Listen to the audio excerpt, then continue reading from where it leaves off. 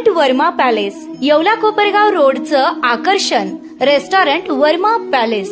Luxury rooms, multi cuisine restaurant आणि भव्य banquet hall, AC rooms, terrace garden आणि स्वादिष्ट जेवण. एकदा भेट द्या. आपल्या अपेक्षापेक्षा जास्त सेवा मिळेल.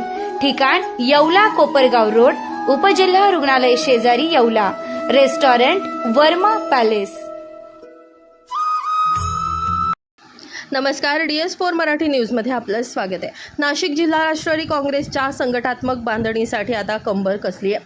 जिल्हाध्यक्ष दिलीप अण्णा खैरे यांनी आपल्या धावत्या दौऱ्याच्या माध्यमातून पक्षाचं काम तळागाळापर्यंत पोहोचवण्यास सुरुवात केली आहे. नुकत्याच येवला येथील भुजबळ संपर्क कार्यालयात आयोजित आढावा बैठकीमध्ये त्यांनी पक्षाच्या पुढील दिशा आणि ध्येयावर भाष्य केलं. येवला येथे आयोजित मतदार यादी पुनर्निरीक्षण मोहीम आणि संघटनात्मक आढावा बैठकीला जिल्हाध्यक्ष दिलीप अण्णा खैरे उपस्थित होते. याप्रसंगी त्यांनी पक्षश्रेष्ठींविषयी कृतज्ञता व्यक्त केली. सुनेत्राताई, छगन भुजबळ, सुनील तटकरे, पार्थ पवार, समीर भुजबळ, नरहरी जिरवाळ, पंकज भुजबळ यांच्यासह पक्षाच्या सर्व वरिष्ठ नेत्यांनी आपल्यावर जो विश्वास दाखवून जिल्हाध्यक्षपदाची महत्त्वाची जबाबदारी सोपवली आहे त्याबद्दल त्यांनी आभार मानले. गेल्या काही दिवसात दिंडोरी, मालेगाव, निफाड आणि चांदवड या तालुक्यांचा दौरा केल्यानंतर आज येवल्यामध्ये येऊन त्यांनी स्थानिक पातळीवरील कामाचा आढावा घेतला. या दौऱ्यादरम्यान कार्यकर्त्यांमध्ये असलेल्या उत्साहाचं कौतुक करताना संघटनेचं काम एका वेगळ्या आणि प्रभावी उंचीवर नेऊन ठेवीन अशी ग्वाही दिलीप खैरे यांनी दिली. आगामी काळात मतदार यादी पुनर्निरीक्षण मोहिमेसाठी संघटनात्मक बळकटीकरणावर पक्षाचा मुख्य भर राहणार असल्याचे यावेळी त्यांनी स्पष्ट केले.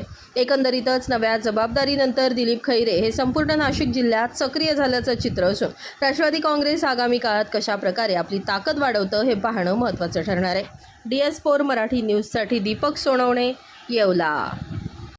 प्रथमतः मी आदरणीय सुनेत्राताई, आदरणीय साहेब, तटकरे साहेब, पार्थदादा, समीर भाऊ, जिरवाळ साहेब, दिलीप काका, नितीन भाऊ या सर्वांनी, पंकज भाऊ या सर्वांनी माझ्यावर जी अध्यक्षपदाची जबाबदारी दिली त्यासाठी मी या सर्वांचं मी आभार मानतो. आणि गेल्या 10-12 दिवसामध्ये काम करताना मोठा उत्साह जाणवतो आहे. मी गेल्या 3 दिवसापासून दिंडोरी, मालेगाव, निफाड, त्यानंतर चांदवड असे 4 तालुक्याचे दौरे माझ्या विधानसभा मतदारसंघात झाले आणि आज मी येवल्यामध्ये आलेलो आहे. काम करत असताना अतिशय वेगळ्या पद्धतीने संघटनेचं काम उभं राहील.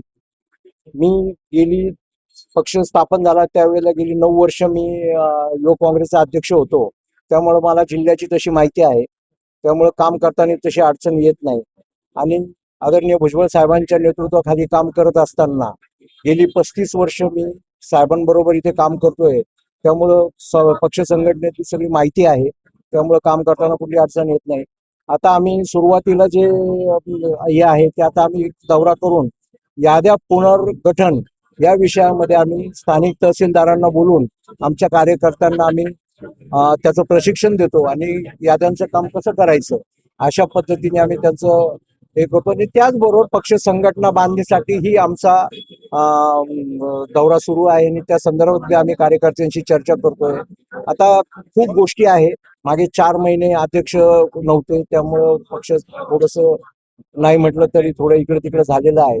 पण एवढं निश्चित आमचे सेल असतील, त्यानंतर आमचे तालुकाध्यक्ष असतील. आता आम्ही याच्यामध्ये सगळ्यात पहिलं जे हे केलं आहे की आम्ही पहिलं तर कार्यकर्त्याला फक्त विश्वास देतोय. आम्ही पहिलं आमचा जो पदाधिकारी आहे त्याला विश्वास देतोय की आता पक्ष आणि जिल्हाध्यक्ष आणि सर्व नेते आम्ही तुमच्या मागे भक्कमपणे उभे आहे.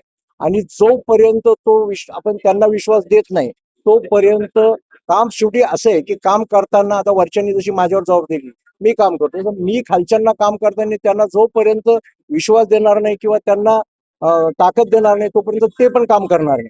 तर आता आमचं त्या पद्धतीने काम सुरू आहे.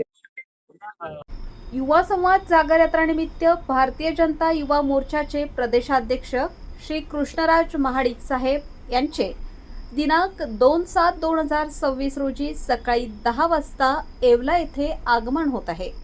सर्व पदाधिकारी, कार्यकर्ते, युवा वर्ग व नागरिकांनी उपस्थित राहावे असे आवाहन भाजपा युवा मोर्चाचे जिल्हाध्यक्ष तथा नगरसेवक समीर समदडिया यांनी केले आहे.